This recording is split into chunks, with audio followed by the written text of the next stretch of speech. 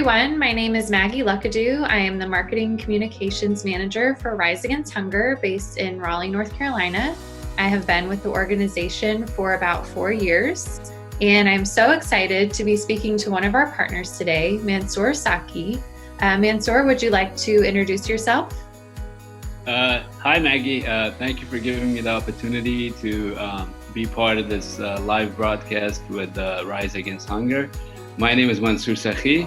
I'm the Executive Director for Muslim Aid USA, and we are one of your partners, and thankful for the relationship and the work that we're doing that's impacting the beneficiaries in need. Absolutely. Definitely excited to chat with you today about that work that we're doing together.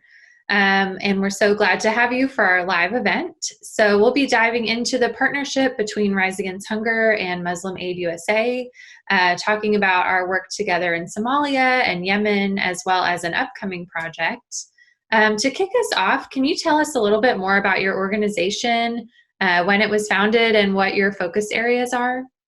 Absolutely. So Muslim Aid USA was relaunched initially 2 years ago, but as part of the Muslim Aid global brand. So we're a partner to Muslim Aid UK, which has been around for 33 years. We essentially work in 29 countries. We have 11 offices, and our primary focus is humanitarian relief work in emergency response, healthcare, and microfinancing. And we try to work in areas where there's severe impact. And also, when we respond to an emergency, our initial goal is to stay in that country and work. So that's how some of our offices has been rooted within those countries that we're still operating in. As for Muslim Aid USA, we are a young team. We're as I mentioned, we're 2 years old, and most of us are ex-members of other organizations, and we wanted to do things a little bit differently. Our mission statement is humanity elevated, and we like to live by that bio of serving humanity. So most of the work that we do is to ensure that orphans, widows, and people in need have exactly what they need and are not suffering. Well, thank you again for giving us that overview of your organization and the work that we're doing together in Somalia and Yemen. I want to chat a little bit more about that. So we know that Somalia has been impacted by severe droughts and flooding, especially in recent years. Numerous fatalities have been reported there. Crops are being damaged. We've seen mass displacement. Also in Yemen, the UN considers Yemen to be the world's largest humanitarian crisis, with 14 million people at risk of starvation and repeated outbreaks of fatal diseases. Since 2018, Rise Against Hunger has worked with Muslim Aid USA to provide nutritious meals to those in displacement camps, maternal health clinics, and hospitals. Mansoor, can you share some additional details about the situation on the ground in both of those countries and the impact that the meals have made? Absolutely. So I'll start with Somalia. Somalia is a country that's been in a state of emergency for almost a decade now. When I started my career in the nonprofit sector, almost 16 years ago, one of the first campaigns that I did was Somalia Emergency. And just like before this pandemic hit, a few months ago, I did an event and I mentioned this, that now I'm still calling this Somalia Emergency. It's one of the most prolonged emergencies. It's basically affecting 6.7 million people. So in a country that has 13 to 15 million people in population, it's very severe. And 350,000 of those are children under the age of 5.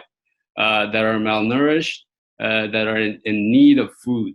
And as soon as we were ready to relaunch our campaigns in Somalia, we thought about Rise Against Hunger. Because as I mentioned in one of our events, I held the packet up and I said, this means between life and death. There's no alternative. These meals, when they eat it, it actually gives them the nutrition and the food for them to move on. As one of the mothers, I always talk about her. She mentioned that she's in one of the IDP camps, and there's always stories about mothers in Syria or Syrian refugees or Somalia. They boil roots, and she said that I can't boil roots anymore because everybody else is doing it. The land is barren, it's full of mud, and because of sanitation, there's feces, so there's nothing. All we do is we wait and we pray to get some aid. And that's the reality of it in Somalia. So the meals that we provide to these places is to the severe that are in dire need. Essentially, this food packages are going to places like IDP camps, hospitals, and it's saving lives. And we have been able to work with Rise Against Hunger through our Somalia office and our partners, and we have shipped close to 6 containers, which is, I would believe, close to 500,000 pounds of rice and nutritional meal packs. And there's still more to be done in Somalia. And Yemen is another country. So in Yemen, essentially 24 million people are in need of aid, humanitarian aid. That's 80% of the country. And just today, I talked to our colleagues in Yemen, and there's a flood there now, which is increasing to the need. And I think they asked us that we have containers of rice that we have shipped, and they asked if they could divert that to help the people that are in need now from this disaster. And so essentially in the countries like this where people are starving, and these meals it's not just a packet of rice and soy nutritional meal. It's actually a life-saving tool. Mm-hmm. And that's how we look at it. So when we get these containers in these countries, we make sure that it goes to the people that it's going to impact them in a major way. So we are very grateful and thankful for this. And it's amazing because the countries that we serve, Afghanistan is the other one that we're looking into. A new CNN report came out, and they mentioned that there's 10 countries that is going to be biblical proportion of famine due to the coronavirus. Mm-hmm. And 3 of those countries are countries that we actually work in. Afghanistan is there, Yemen is there, and Ethiopia is the other one that it's something that in the future we might be working with Rise Against Hunger, but we're already there. And they're saying that Somalia would be one of those countries. And I know Rise Against Hunger is helping in Venezuela with the neighboring countries, and that's one of the countries on that list as well. Right. So these countries are essentially they're desperate for the aid that we're sending them, and they just can't get enough of it in terms of the impact that it's making. So that's why it's very important that we continue to support Rise Against Hunger and the mission that they have, and to understand the impact that this is making. So we are, with Muslim Aid USA, we're very grateful to our partnership with Rise Against Hunger, and we're hoping that it would expand beyond the countries that we mentioned.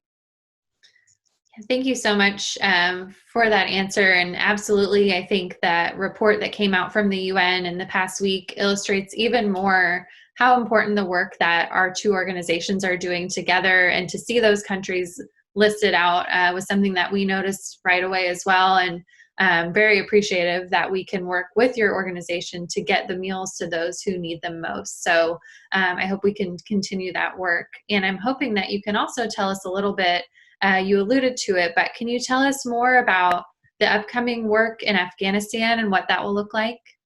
Yeah, so we're really excited about actually being able to work in Afghanistan. My family is from Afghanistan, so it has a very unique place in my heart. Unfortunately, a lot of the NGOs are leaving Afghanistan, so that's leaving a big humanitarian gap. We have been able to work through our partners where we could directly help the people. So in Afghanistan, there's essentially 6.3 million that are in need of humanitarian assistance. There's 800,000 IDPs inside Afghanistan, and those are the people that we're going to actually impact and try to help. And the rice that we're getting in Afghanistan will go directly to those beneficiaries. And it's amazing because Afghanistan is always known for their food, right? Mm-hmm. And I believe we have almost 12 types of different rice that they make, right? So initially, when I was speaking to our partners, I was a little bit hesitant to mention the nutritional meal packs because they're so choosy about how they eat rice. Mm-hmm. But it's completely, the dynamic has changed where there's so much need that people are not as picky anymore. They don't cook it the way they traditionally used to cook it. They just want a quick meal that they could feed to their children so they're not starving. So it's definitely something that we're looking forward to. And also we're looking to expand that once, this pandemic is done and we could get into our normal operation. So yes, this is a new chapter for us as well, but our partners are very deeply rooted within Afghanistan, and they understand the sector and they understand the needs. So all of these packets will go directly to the beneficiaries and they'll be used right away. And when we try to distribute these, we teach them how to prepare it the correct way. Before we even started our journey with Rise Against Hunger, I made the meal myself and I ate it. Mm-hmm. And I mentioned this in one of our events, and I said that, if we were able to, we would feed everybody with this because this is what our beneficiaries are getting. Well, I really appreciate you sharing with us today about our partnership and what the future holds. And I look forward to being able to share with our volunteers and supporters around the world about the Afghanistan project as that moves forward. But again, just really thank you for being here today and for your partnership and helping us to reach those who are really in critical need, especially in a time of crisis. So thank you. Thank you so much for giving me the opportunity. We value this partnership, and it's our honor to be part of this Giving Tuesday campaign for you guys. So I hope everybody reaches really deep and supports this amazing organization that's Rise Against Hunger. So thank you so much. I appreciate the opportunity to be part of this great initiative. Thank you. And for our audience today, if you would like to learn more about our partnership, you can visit riseagainsthunger.org/crisis relief. We do have a story there about our work in Somalia, so you'll be able to read more about that. So thanks everyone for tuning in.